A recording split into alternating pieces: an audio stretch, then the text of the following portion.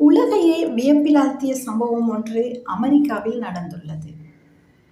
New York நகரின் புகழ்பெற்ற Empire state கட்டிடத்தின் சுமார் 1454 அடி உயர ஆண்டனாவில் காதலர் ஜோடி ஏறிச் சென்று அங்கேயே மோதிரம் மாற்றி தங்களது காதலை உறுதிப்படுத்தியுள்ளனர்.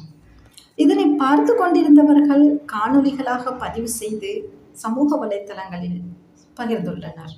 இது தற்பொழுது ஒரு பேசுபொருளாகவும் வைரலாகி வருகிறது. பாதுகாப்பு உபகரணங்கள் எதுவுமே இல்லாமல் மிகவும் ஆபத்தான உயரத்தில் நின்று எடுத்த புகைப்படங்களும் வீடியோக்களும் சமூக வலைத்தளங்களில் மிகவும் வேகமாக வைரலானது. ஆனால் அனுமதியின்றி இவ்வாறு கட்டிடத்தின் உச்சி பகுதிக்கு ஏறியது சட்டவிரோதம் என்பதால் கீழே இறங்கியதும் நியூயார்க் போலீசார் இருவரையும் கைது செய்துள்ளனர்.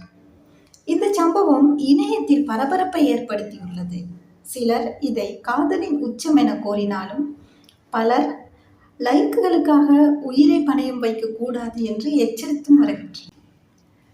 மிகவும் உயரமான ஆண்டனாவில் உச்சிக்கே சென்றிருந்த அவர்களை பார்த்த பொதுமக்கள் ஆச்சரியத்தில் ஆழ்ந்துள்ளனர்.